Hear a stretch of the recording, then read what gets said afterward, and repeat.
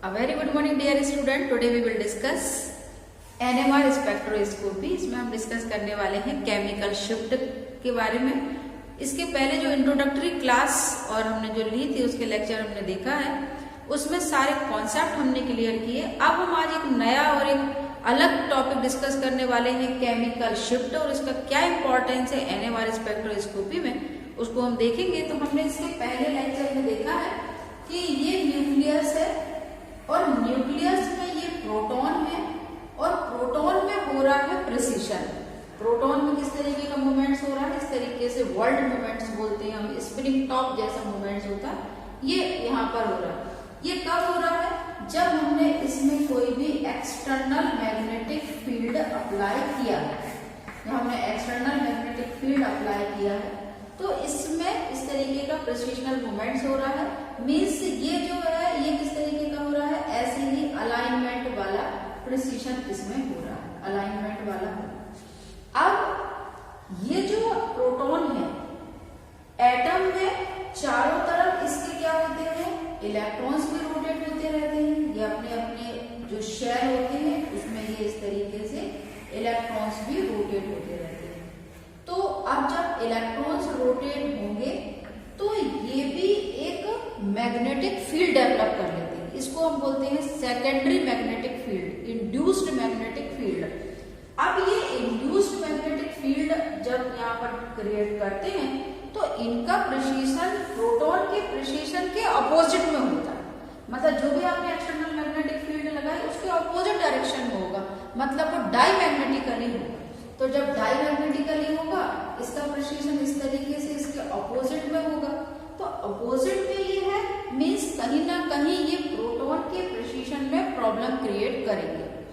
अब जैसे जैसे इलेक्ट्रॉन्स की डेंसिटी हाई होती चली जाती है, जैसे जैसे ये हाई होता चला जाएगा, ये जो प्रोटॉन का प्रिसीशन में प्रॉब्लम आएगा, उसकी फ्रीक्वेंसी कम होती चली जाएगी और ये पूरी चारों तरफ से वो शील्डेड, जैसे कि कोई भी किसी को भी हमने चारों तरफ से घेर लिया है, अब वो कहीं भी भाग नहीं पा रहा, उसका मूवमेंट्स कहीं पर भी नहीं हो रहा, वो एकदम बंद जैसा बंद जाता है, इस टाइप का हो गया। तो वैसे ही प्रोटॉन की जो फ्रीक्वेंसी थी वो इलेक्ट्रॉन की डेंसिटी के कारण, जितना ज्यादा हाई इलेक्ट्रॉन की डेंसिटी होगी उतना ज्यादा वो शील्डेड अपने आप को फील करने लगेगा, उसका इन्वॉल्वमेंट कुछ अलग तरीके का हो जाएगा और इसमें प्रिसीशनल फ्रीक्वेंसी कम होती चली जाएगी और ये प्रोटॉन एक शील्डेड जैसा अपना फील करने लगेगा।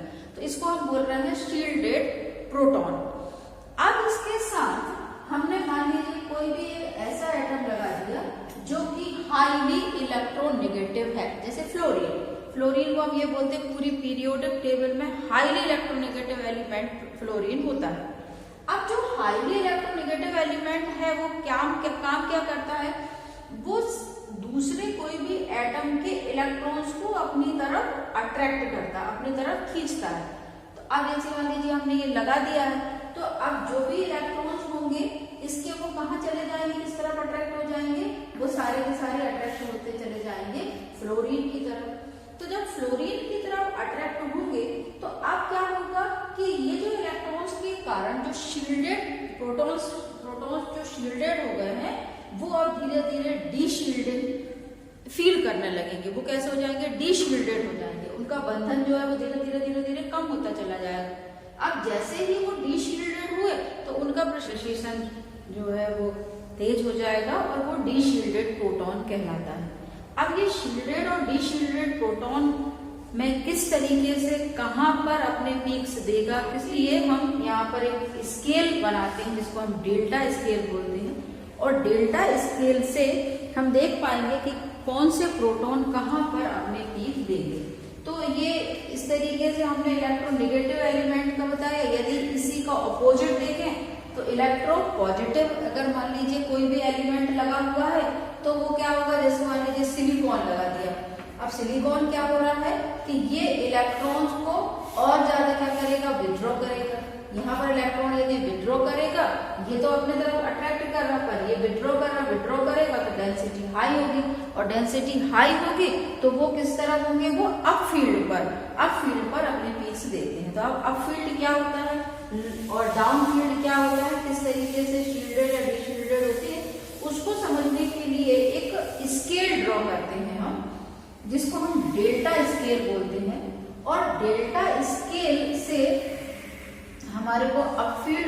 फील्ड के बारे में नॉलेज मिलता है।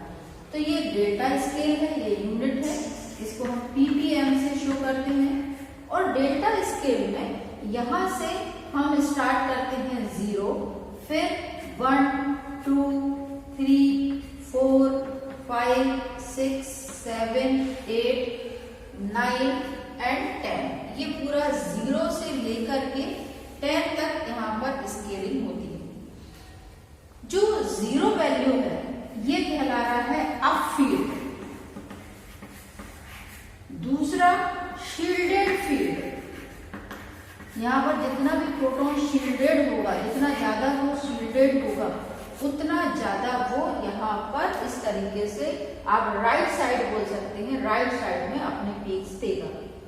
जैसे जैसे प्रोटॉन डीशील्डेड होता चला जाता है तो ये जो आपको यहाँ पर डेल्टा की वैल्यू जो 10 दिखाई दे रही है, इसको हम बोल रहे हैं डाउन फील्ड या डीशील्डेड फील्ड। डीशील्डेड फील्ड यहाँ पर ये इस तरीके से कि प्रोटॉन कितना शील्डेड है, कितना डीशील्डेड है, उसके अकॉर्डिंग उसका जो चारों तरफ का जो इन्वायरमेंट किस तरीके का है उसके अकॉर्डिंग वो अपने पीक्स देता है। तो ये अप फील्ड हो गया, ये शील्डेड फील्ड हो गया। इस शील्डेड फील्ड में हमेशा आप देखना कि जो फ्रीक्वेंसी होगी वो लो फ्रीक्वेंसी है, क्योंकि वो एकदम से बंधा हुआ है तो उसकी फ्रीक्वेंसी कैसी होगी, लो होगी। तो यहाँ पर जो भी शील्डेड प्रोटॉन होंगे उनकी फ्रीक्वेंसी लो रहेगी, और जो डीशील्डेड होंगे उनकी फ्रीक्वेंसी, डीशील्डेड प्रोटॉन की फ्रीक्वेंसी हाई है। तो यहाँ पर ये भी हमको थोड़ा सा नॉलेज और एक थोड़ा सा समरी टाइप में हमको पता होना चाहिए कि क्या क्या डीशील्डेड और शील्डेड फील्ड में होता है। अब यहाँ पर ये हो गया, तो जैसे जैसे वो डाउन फील्ड की तरफ जाएगा, डीशील्डेड होते जाएगा, अपने पीक्स देगा। अब ये जो है इसमें हमने एक रेफरेंस सेलेक्ट किया हुआ है जिसके साथ हम कंपेयर करते हैं कि कोई भी प्रोटॉन कितना डीशील्डेड होगा। तो उसके लिए जो रेफरेंस लिया है, इसको आप अच्छे से ध्यान रखिएगा, जो रेफरेंस हमने सिलेक्ट किया हुआ है वो है TMS, टेट्रा मिथाइल सिलेन, टेट्रा मिथाइल सिलेन ये और यहाँ पर जो TMS है, टेट्रा मिथाइल सिलेन, इसको हमने रेफरेंस माना है। अब क्यों रेफरेंस माना है, इसी को क्यों सिलेक्ट किया, दूसरे इतने सारे कंपाउंड थे उनको क्यों सिलेक्ट नहीं किया?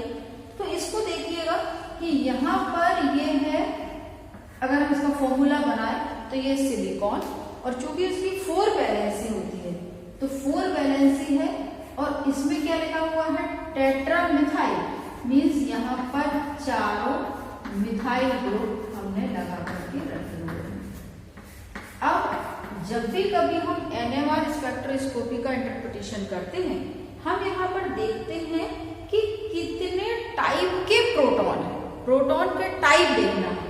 तो अगर हम आपसे बोलें कि कितने इसके कितने नंबर ऑफ प्रोटॉन्स यदि कितने हैं, तो आपका आंसर आएगा कि 3 4 जा 12। नंबर ऑफ प्रोटॉन्स तो 12 है, पर कितने टाइप के हैं।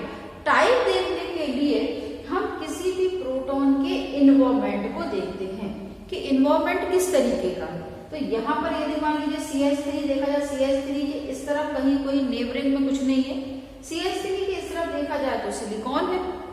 इस CH3 की बात करें तो यहाँ पर भी सिलिकॉन है। इस CH3 की बात करें, CH3 सबके नेबर में सिर्फ सिलिकॉन है। तो सिलिकॉन है तो नेबरिंग प्रोटॉन कुछ नहीं है, और सबके मतलब जो आपके चारों तरफ का इन्वायरमेंट देखा जाए तो वो बिल्कुल सेम है। तो हम ये बोलेंगे कि यदि हम आपसे पूछे कितने टाइप के प्रोटॉन है, तो आपका आंसर आएगा कि टाइप तो इसमें सिर्फ एक ही है, एक ही टाइप के प्रोटॉन है। तो ये यहाँ पर इस तरीके से प्रोटॉन के हम सेट बना लेते हैं कि ये कितने टाइप के प्रोटॉन इसमें होते हैं। तो सिलिकॉन टेट्रामिथाइल सिलेन में सिर्फ एक ही तरीके का प्रोटॉन है। तो नंबर ऑफ प्रोटॉन 12 है, पर टाइप ऑफ प्रोटॉन 1 है। अब क्या हुआ कि ये जो सिलिकॉन जो होता है, इसकी नेचर होता है इलेक्ट्रॉन विड्रॉइंग नेचर। तो ये विड्रॉ कर रहा है, विड्रॉ करेगा, विड्रॉ करेगा। तो जो यहाँ पर ये जो CH3 है, ये कैसे हो जाएंगे, शील्डेड हो जाएंगे। अब ये शील्डेड हो गए, तो अब जहां पर जब शील्डेड होंगे तो इनके पीक्स कहां पर आए, फील्ड में आएंगे। तो अब फील्ड में आएंगे, तो अब जब टेट्रामिथाइल सिलेन का अगर हम NMR आपसे बोलेंगे, इसका NMR बनाइए, तो आपका जो मतलब अब फील्ड पर और एकदम इंटेंसिटी बहुत हाई। क्यों?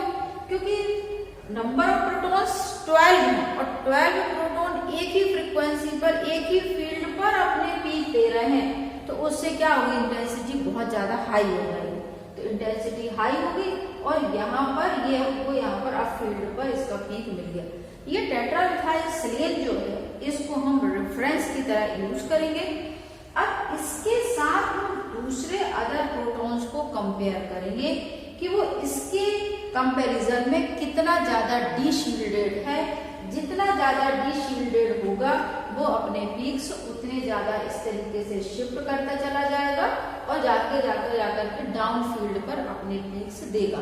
तो टेट्रामिथाइल सेलेन जो है उसको हमने रेफरेंस माना है और अब इसके लिए यदि हमको इसके साथ कंपेयर करते हुए किसी भी कंपाउंड के डेल्टा की वैल्यू यदि हमको मेजर करना है तो हमारे पास एक फॉर्मूला होता है delta U. You means unknown compound और वो भी किसमें आएगा, पीपीएम में। तो डेल्टा यू इसमें जो यहाँ पर जो फॉर्मूला बनता है वो डेल्टा यू पीपीएम में, यू मीन्स अननोन कंपाउंड और यहाँ पर फॉर्मूला जो बन रहा है वो बन रहा है V U minus V times upon V zero. ये इस तरीके से फॉर्मूला बना जहां पर V0 जो है वो operating frequency of instrument, this is operating frequency of instrument. ये हो गया जो भी इंस्ट्रूमेंट की हमने ऑपरेटिंग फ्रीक्वेंसी ली हुई है। फिर इसके साथ साथ यहाँ पर जो VU है वो क्या है, फ्रीक्वेंसी ऑफ